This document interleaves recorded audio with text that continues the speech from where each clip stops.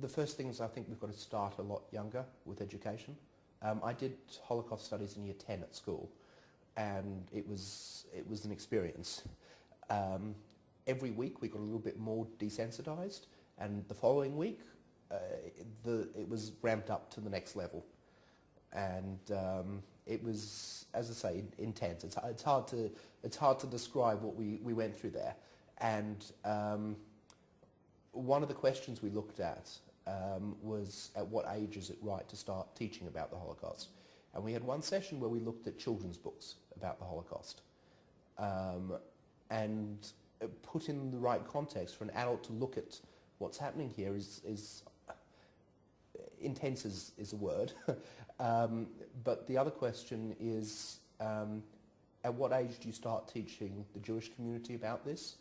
And at what age and in what context do you take it to general society?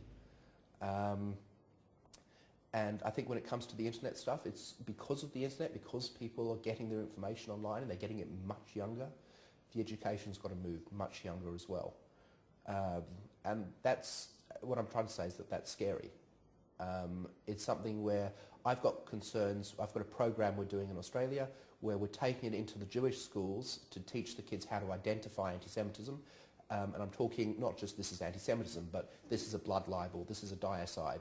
And we're not talking, this is a conspiracy theory. We're not talking historical cases. We're taking these definitions, teaching them the definitions and how to identify them. Then we're showing them things on the internet. We're showing them things from MySpace, from Facebook, from Flickr, from YouTube. And we're saying, here, I've got a collection of 60 of these that I've taken. And I said, okay, as a class now in pairs, let's classify these. This is stuff on the internet today that's drawing on diacide, that's drawing on blood libel. On the one hand, it's really scary that it's still there. On the other hand, we've got students who, they see this stuff, they know it makes them feel uncomfortable. They might be willing to go so far as to say it's anti-Semitic. They might not, because there's such a backlash to say, oh, Jews are always saying everything's anti-Semitic. So they might be scared to actually call it when it is anti-Semitic. But even if they do, all they know is that this upsets them. At the moment, they don't have the knowledge to be able to actually convince someone, yes, this is anti-Semitic, it's a clear case of anti-Semitism, and you can go and find an academic expert who will verify this. And this is what you tell them, this is what you show them, and they will verify it. So we're trying to make that change. And we're looking at 16 and 17-year-olds, and even then, we've asked the schools to remove their filters. And one of the things we're going to ask is, after having these examples, we're going to ask the students to find stuff live on the internet. And even then, at that age, there's concerns, what will the students think, what will the parents think? But the truth of the matter is, they're going to get all this stuff at home anyway.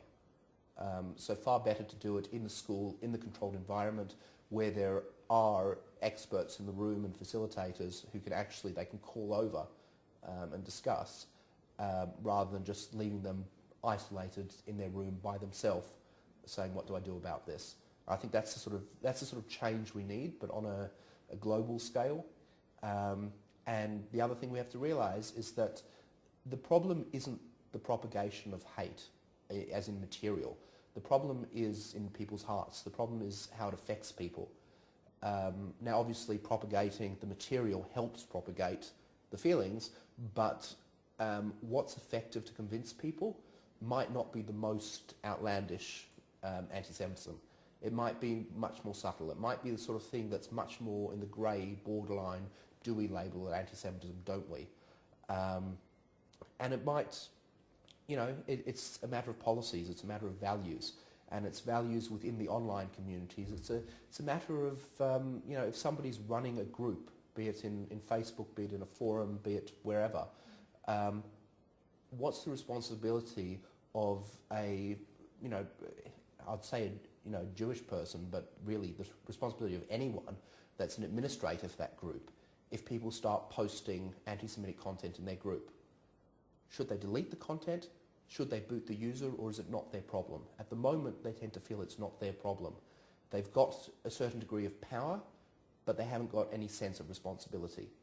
And this is an internet culture thing, but it's something which we wouldn't accept in the real world.